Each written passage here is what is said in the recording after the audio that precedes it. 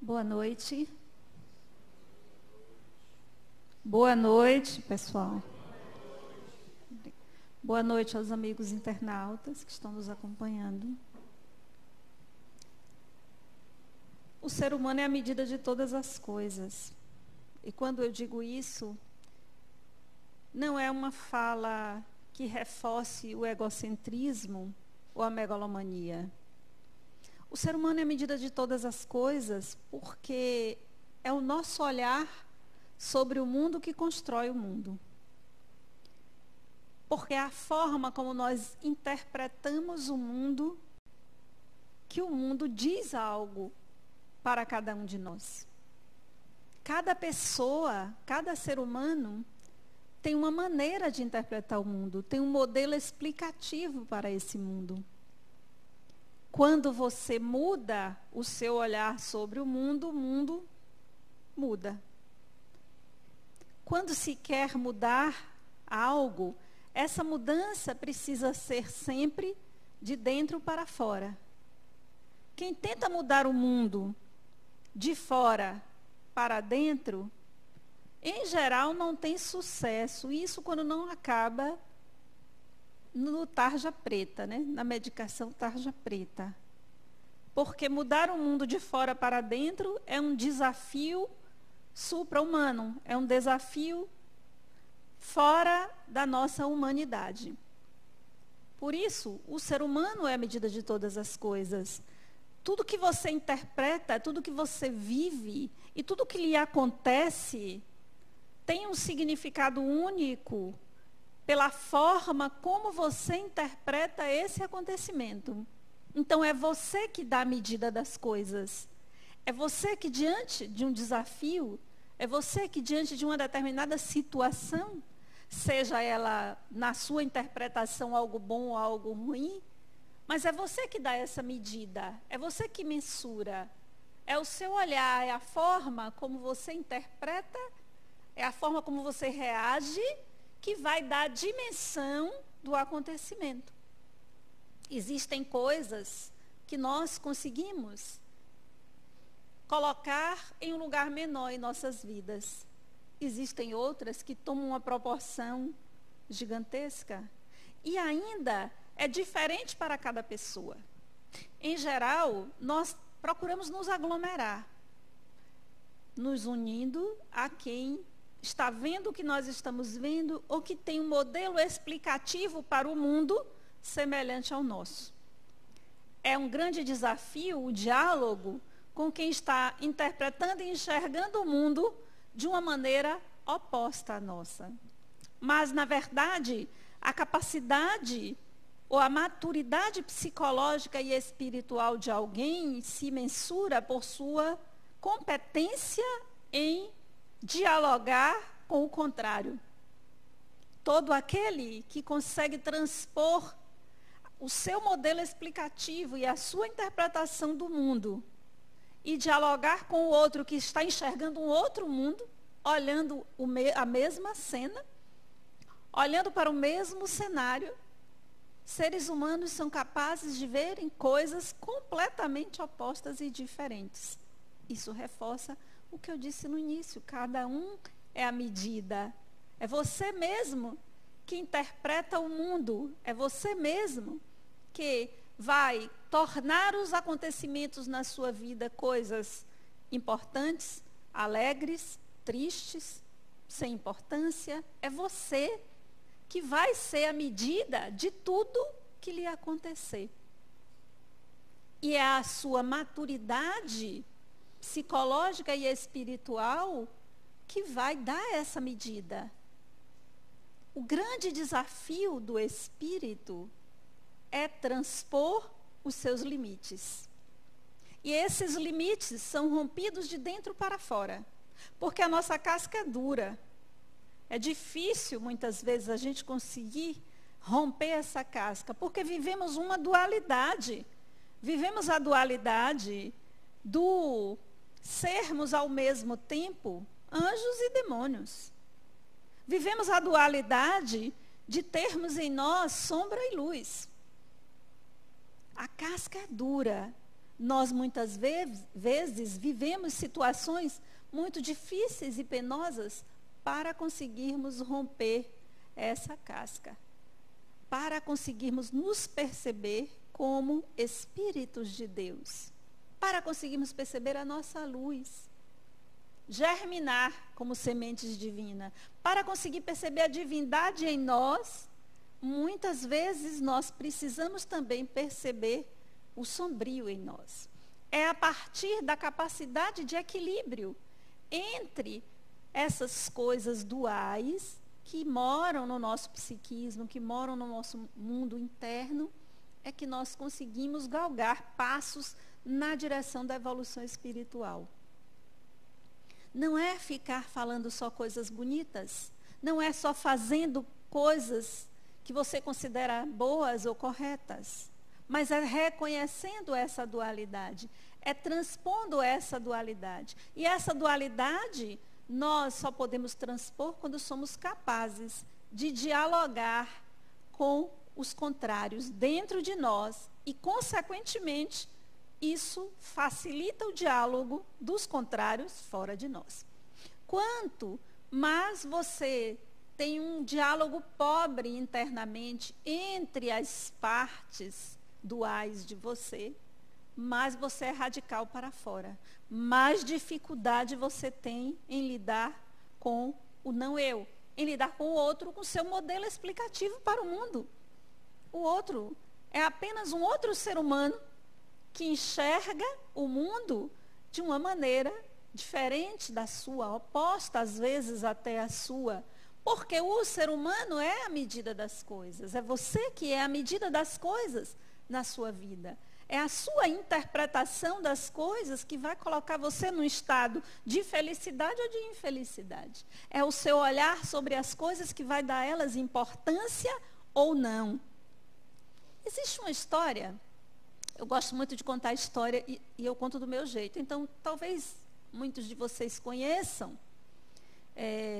Então, se eu contar do meu jeito, não achem que eu estou fugindo da história, porque história é assim. Vou dar uma dica para vocês, porque eu sou professora de contação de histórias e contadora de histórias.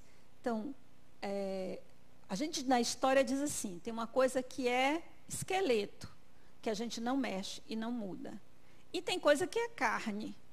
Então, uma história, aí as pessoas dizem assim, mas eu não gravo, grava é fácil, basta você gravar o esqueleto.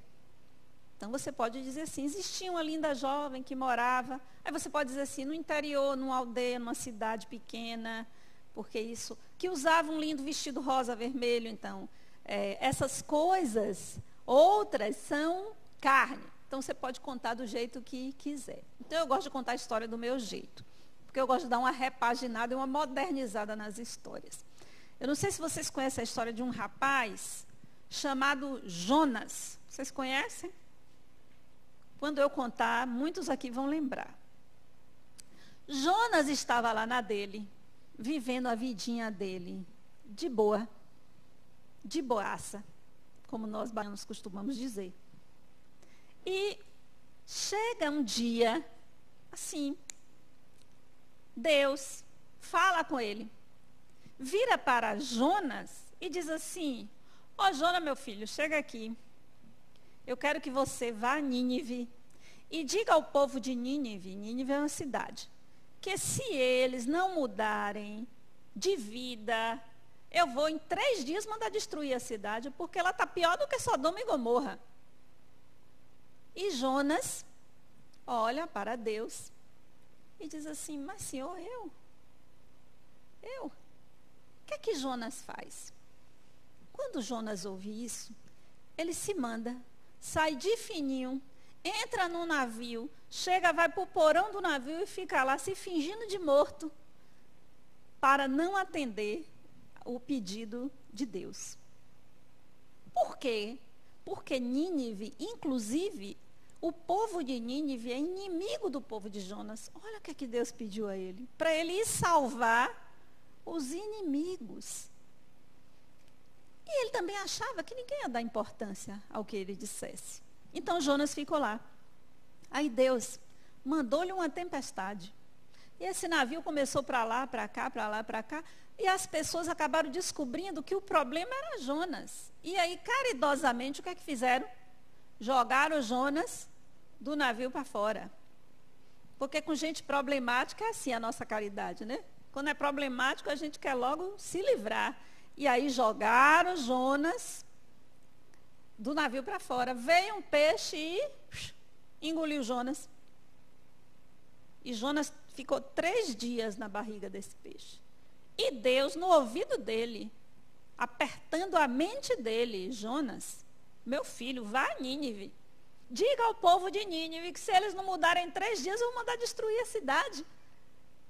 E Jonas, depois de 3 dias, na barriga daquele peixe, com fome e com sede, disse assim, ok, você venceu, eu vou. E o peixe então vomita Jonas. E Jonas vai. A Nínive chega lá e começa a pregar. Povo de Nínive, Deus vai destruir a cidade, vocês mudem a maneira de vocês viverem, se regenerem. E não é que o povo ouviu? E não é que o povo mudou? E a cidade não foi destruída. Ao final daqueles 3 dias, o povo de Nínive estava agindo de uma outra forma.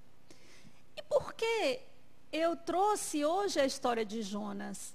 Quando eu estava exatamente falando da dificuldade que nós temos em percebermos a nossa sombra e a nossa luz, a nossa pequenez e a nossa grandeza. Porque um dos maiores desafios humanos é resolver esse par de opostos.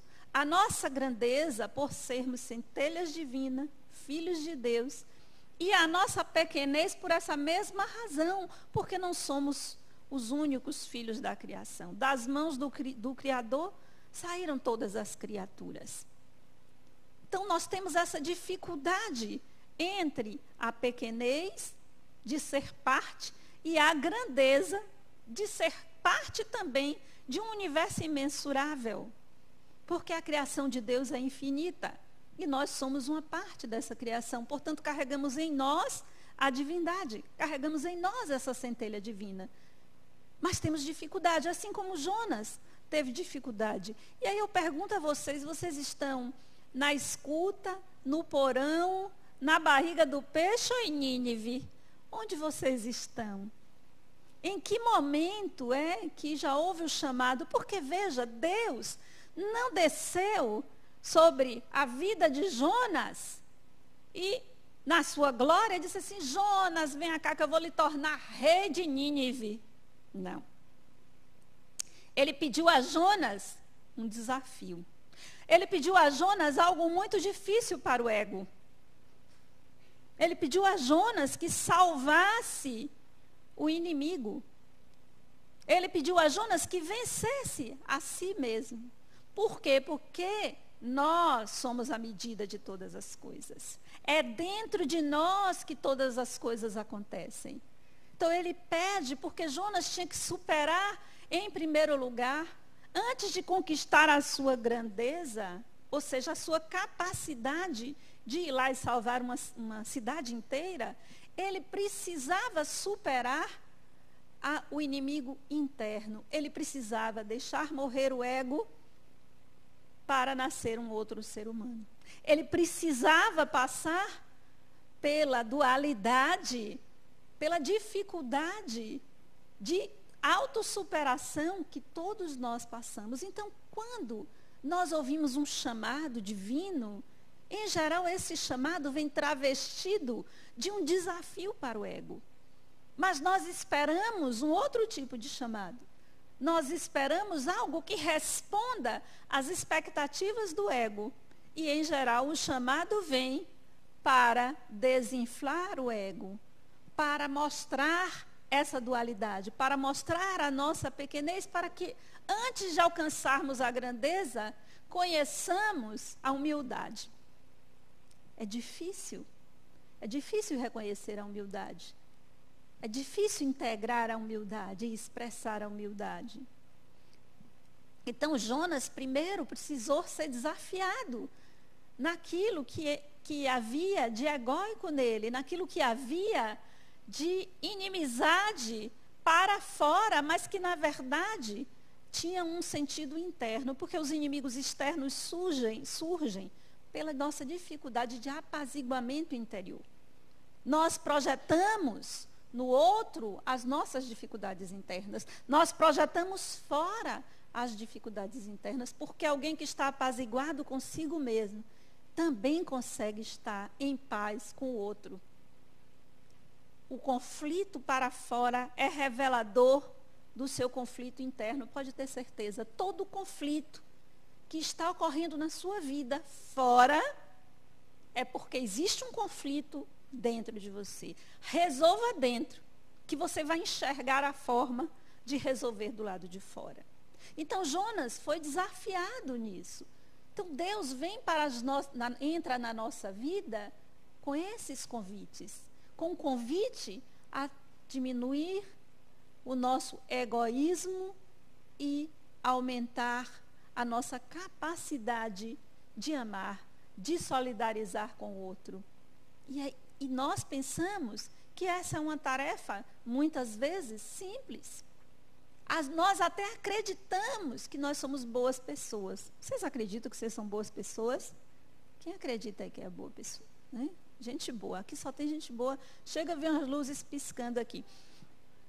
Essa é uma grande ilusão que nós temos a nosso próprio respeito. Porque em cada ser humano mora a dualidade. Mora a medida daquilo que há de melhor e que há de pior em todo ser humano. Então, a nossa capacidade de fazer o bem está ao lado da nossa capacidade de fazer o mal. E é o reconhecimento dessa dualidade que nos ilumina. É o reconhecimento desta dualidade que nos eleva. É o contrário do que muitas vezes nós pensamos. Então, assumir o mal em nós nos eleva. Quando eu digo assumir o mal, não saio daqui dizendo que eu mandei vocês fazerem perversidade com os outros, não. Porque é assim, as pessoas, mas o palestrante disse que é para eu ser gente ruim, que se eu for gente ruim, eu me elevo. Não, você vai ser gente ruim se você já é. Não me coloque essa responsabilidade, porque eu não vou assumi-la. Então, é o reconhecimento. É diferente da ação. Porque quando você não reconhece, a ação ocorre de forma inconsciente, você não se dá conta.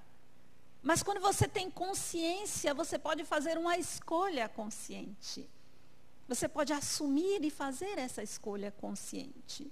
Então, o convite a Jonas é um convite para vencer a quem? A ele mesmo. Porque o único inimigo que você tem para vencer na encarnação não é o obsessor, não é o vizinho, muitas vezes o ex, ou a ex, não. O chefe, não. O único inimigo que você tem para vencer é você mesmo. Porque é você que é a medida de todas as coisas que lhe acontecem. É você que dá qualidade às coisas que lhe acontecem. Essa qualidade pode ser positiva ou negativa, mas é você, o único responsável por tudo que lhe acontece. Não se compare com ninguém além de você mesmo. Aquilo que você faz de melhor é seu, e aquilo que você faz de pior é seu também. Assuma tudo que ocorre na sua vida. Seja responsável por tudo que lhe ocorre. Não responsabilize ninguém por isso. Essa é uma grande prova de maturidade do espírito.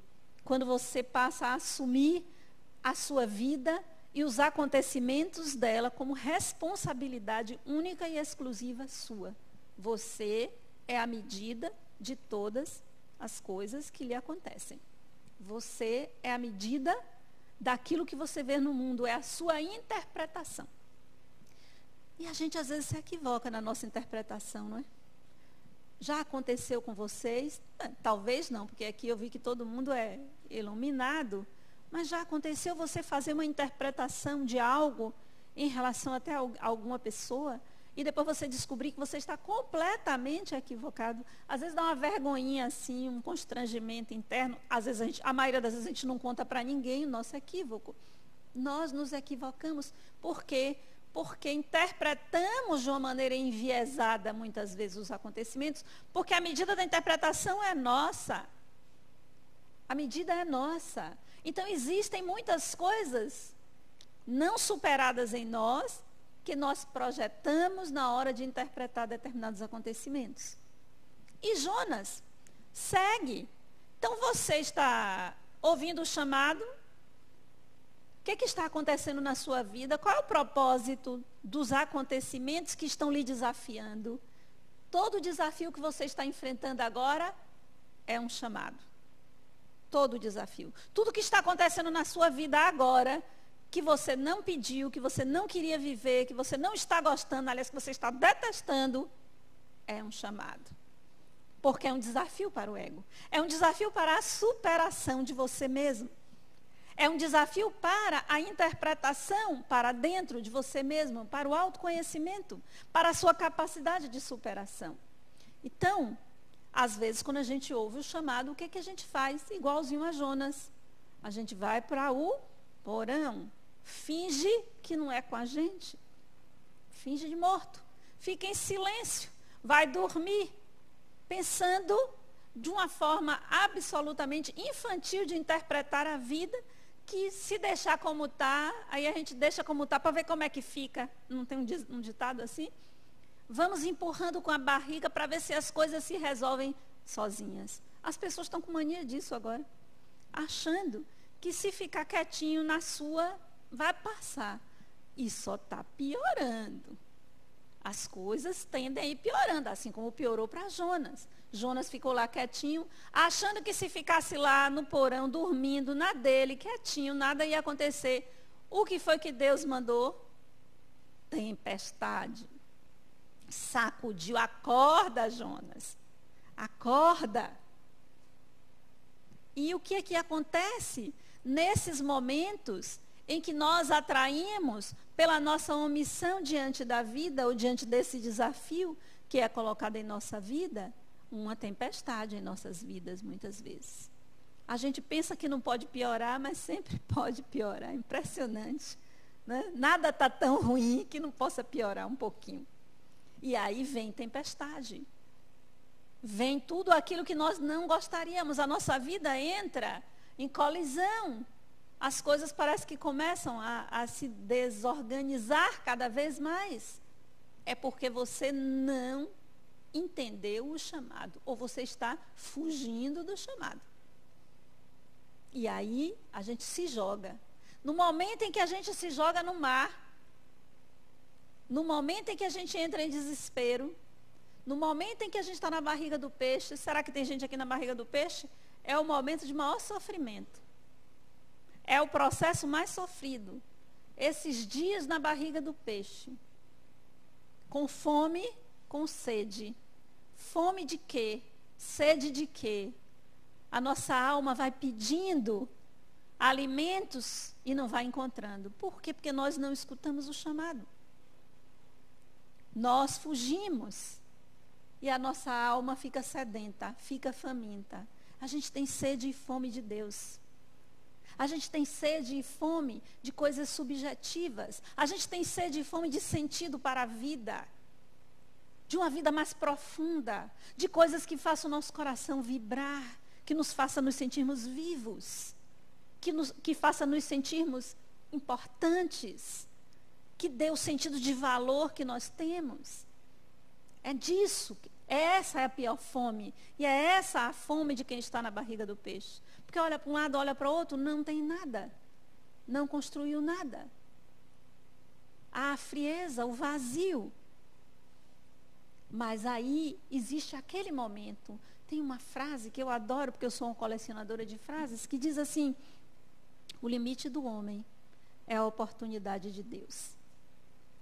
O limite do homem é a oportunidade de Deus. E quando nós pensamos que chegamos ao nosso limite, quando nós pensamos que não podemos suportar mais nada, que já deu, chega. É nesse momento que a iluminação é possível. É nesse momento que você põe a sua cabeça no chão, em que você tira o poder do ego e coloca o poder do espírito, da essência, para funcionar na vida. É no momento em que você diz, ok, eu me rendo. Eu não sou essa pessoa tão boa quanto eu pensava que era. Eu não tenho todo esse poder que eu pensava que eu tinha. Ok, eu me rendo. É exatamente nesse momento de rendição. E a rendição significa a aceitação da experiência que a vida lhe impôs. Mas veja que a aceitação não é acomodação.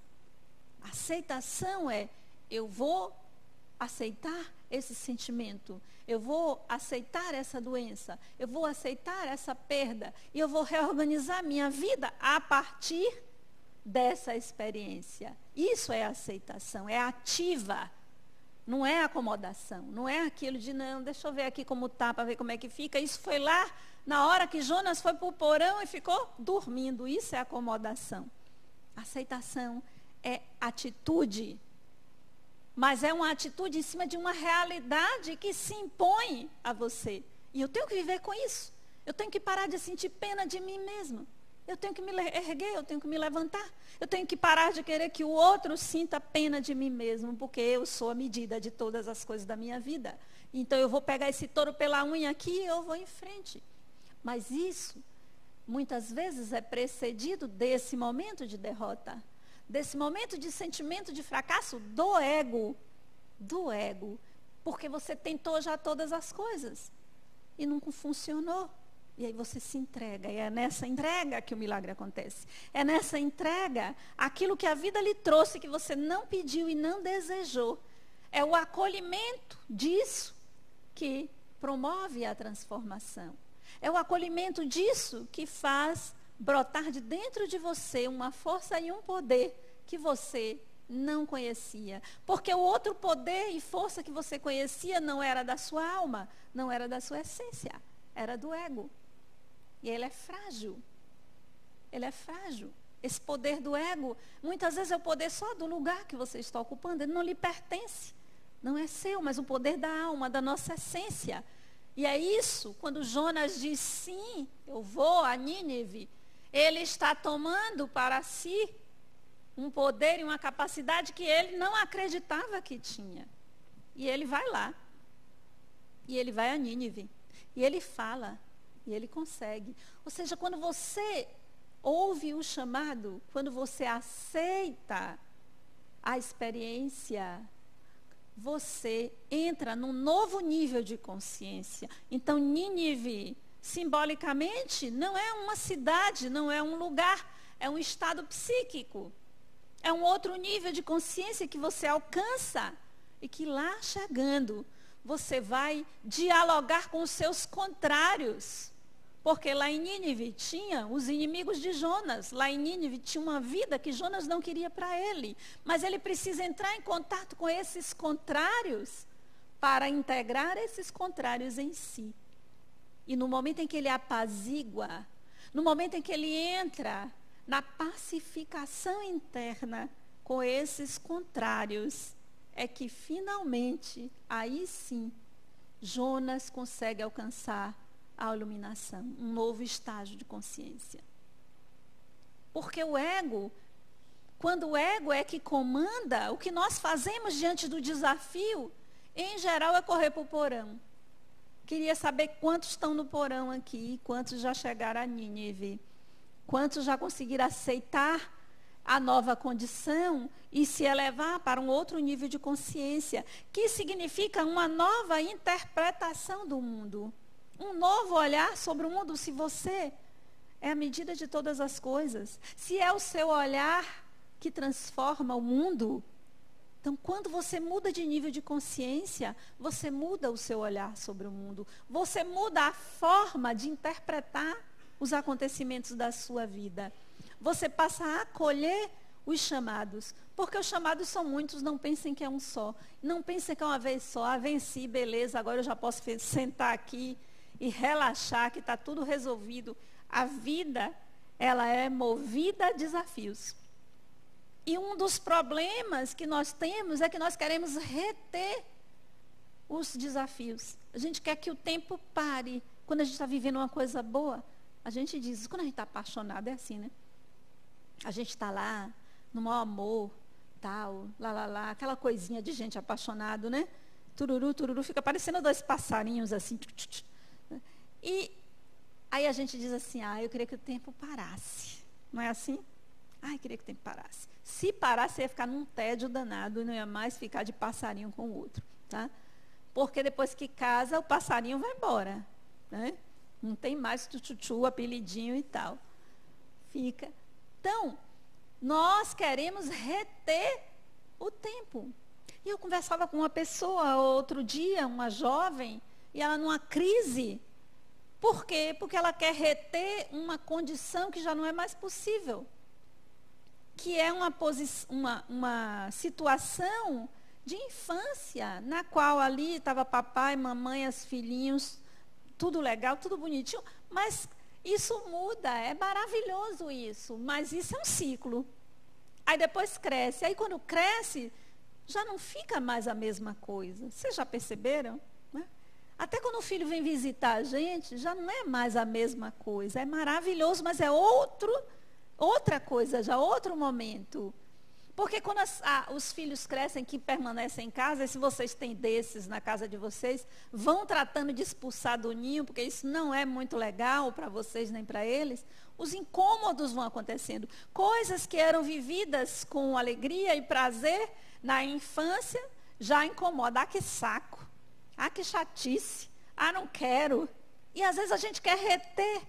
E aí, ao invés de evoluir a relação para um outro ciclo, tão prazeroso e maravilhoso quanto o outro, mas diferente, nós queremos, às vezes, reter uma situação anterior. Assim como os relacionamentos. Relacionamento amoroso, como eu acabei de dizer aqui. Quando a gente conhece, logo fica apaixonado, meu Deus do céu, é uma maravilha, a gente fica contando os minutos para encontrar, para ver. Depois que casa é outro ciclo. E se você ficar buscando aquele encantamento inicial, você não constrói um amor verdadeiro, profundo, né, da convivência, que é outro ciclo. É só outro ciclo. Assim como a vida, como os ciclos da vida. Você não pode reter a infância. A adolescência vai se impor a você. A adultez também vai se impor a você, a meia-idade, e se preparem, porque a terceira idade, quem quiser. Quem não quiser, tem jeito. Pode partir antes, né? Você só tem duas opções. Você envelhece ou morre. Aí tudo bem. Então, o envelhecer, a terceira idade, vai chegar. E às vezes eu atendo pessoas nesta fase, passando por uma crise profunda. Porque não houve um preparo psíquico para esta fase, que pode não, é uma fase excepcional para o espírito. É a fase do espírito. Porque você deve se despreocupar de todas as coisas externas e se voltar para o seu mundo interno. É um momento em que você pode se voltar para viver apenas para aquilo que lhe alegra, que lhe dá prazer, que lhe faz feliz. Você não tem mais que corresponder nem que provar nada para ninguém. Mas existem pessoas que passam para essa fase ainda arrastando coisas. E aí entram em crise. Então, aceitar os ciclos das coisas como chamados. Nada se retém. A vida é um ciclo, uma sucessão de ciclos. E a medida de todas as coisas é você.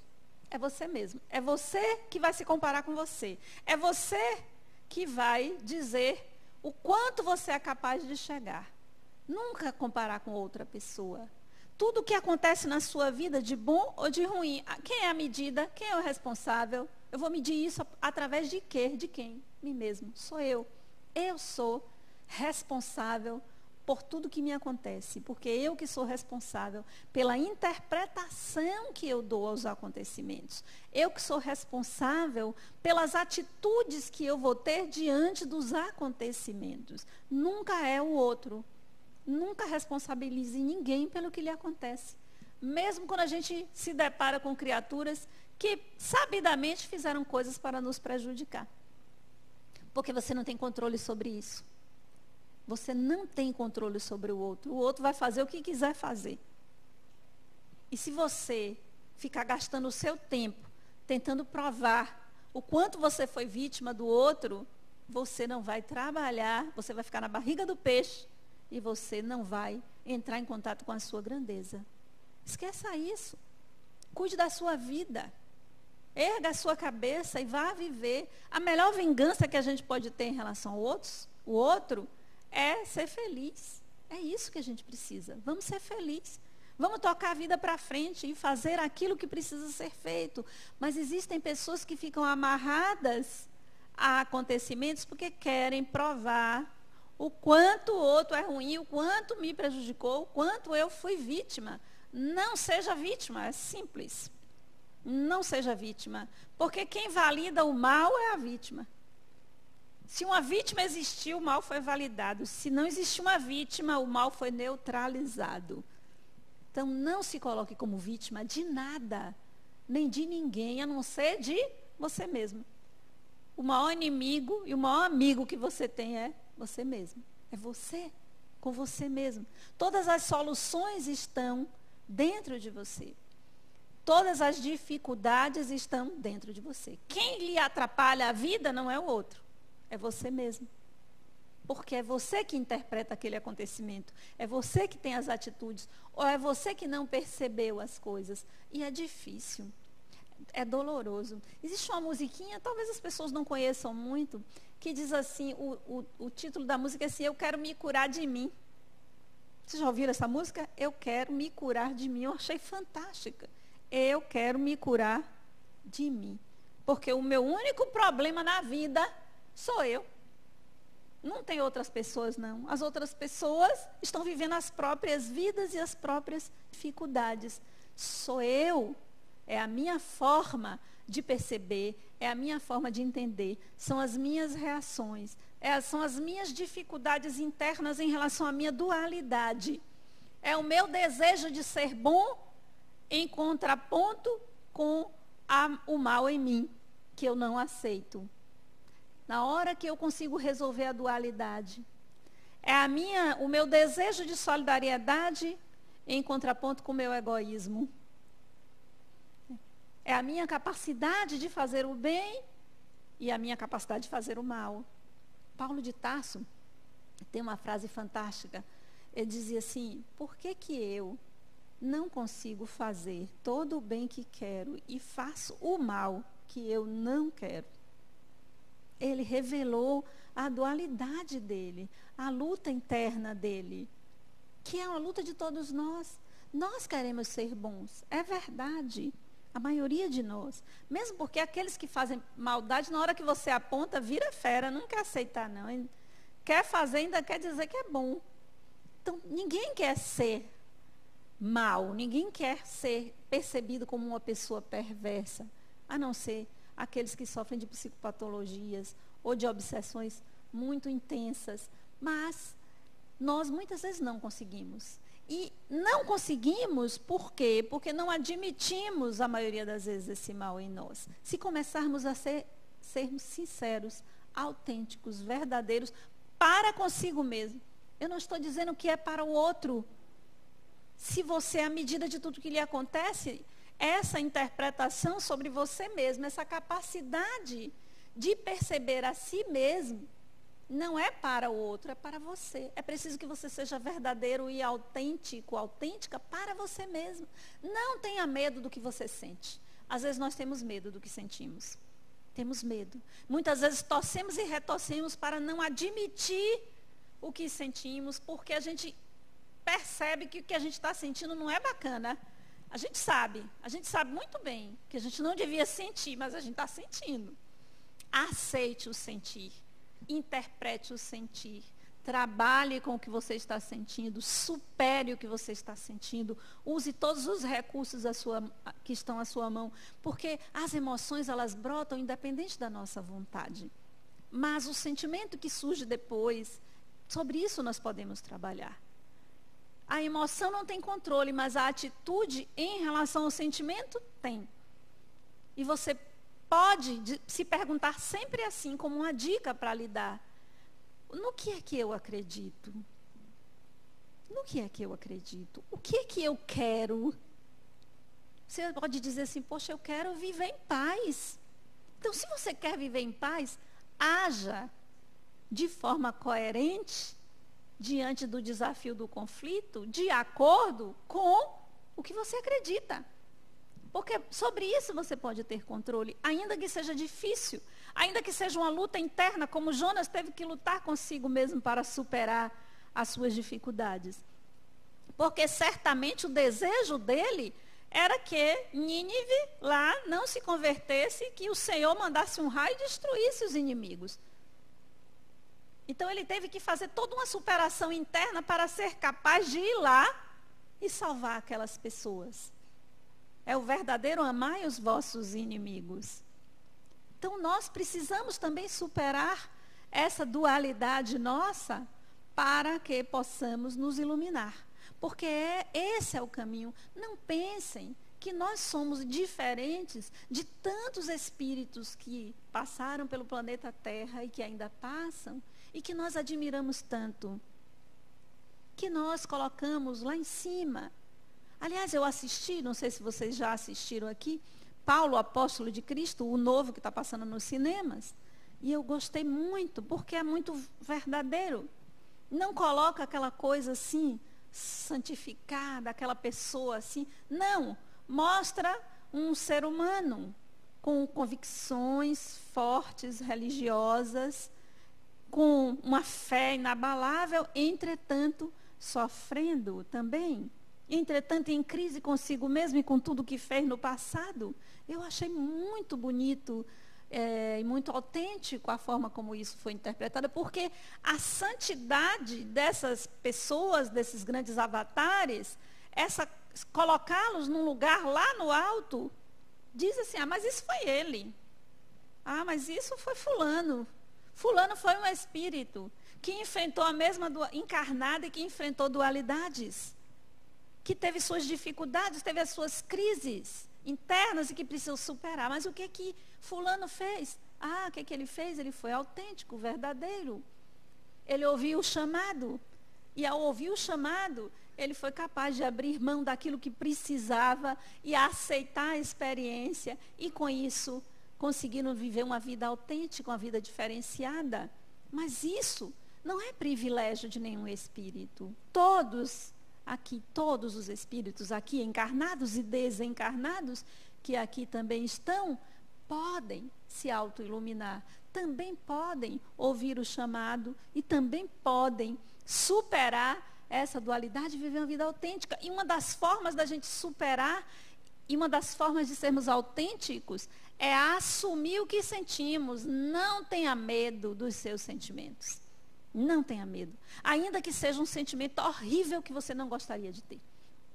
Eu não queria sentir isso, mas eu estou sentindo. Assuma que você está sentindo. Depois que você assumir sem medo o que você está sentindo, interprete o que você está sentindo. Procure a gênese do que você está sentindo. Procure o caminho de superar o que você está sentindo, já que não é o que você gostaria de sentir. Mas nunca negue. Nunca negue o que você está sentindo.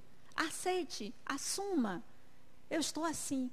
Eu deveria amar meu pai, ou minha mãe, ou meu filho, ou meu esposo, e eu não consigo. Eu não consigo. Assuma. Eu não estou conseguindo. Essa é uma grande dificuldade. Muitas pessoas vêm à terapia porque não conseguem amar o pai ou a mãe, porque não tem aquele amor que as pessoas socialmente pregam. Você devia ser assim. Ou mulheres que não conseguem ter aquele sentimento materno que todo mundo diz que se tem por um filho. E aí ela não consegue. E isso é uma crise, isso é um drama. E aí a gente tem que acolher e dizer assim, sim, assuma o que você está sentindo. Vamos trabalhar em cima disso. Não é nada demais. Você não vai ser condenada, porque você não está sentindo o que se diz que você deveria sentir. Você precisa ser verdadeiro. Precisa ser verdadeira com o que sente. Eu estou me sentindo assim. Aí pronto, aí a gente pode começar a trabalhar. Eu estou me sentindo... Tá, então vamos entender de onde vem esse sentir ou esse não sentir. De onde vem isso? Qual é o significado disso? Como é que a gente supera isso? Aí sim é a oportunidade, porque todos nós somos sementes divinas. Nós estamos aqui para florescer. E em cada um de nós, essa centelha está esperando o momento de brilhar. E a qualquer momento. Então, preste atenção. Interprete todas as dificuldades que você está vivendo neste momento como oportunidades de fazer a sua luz brilhar. Obrigada, gente.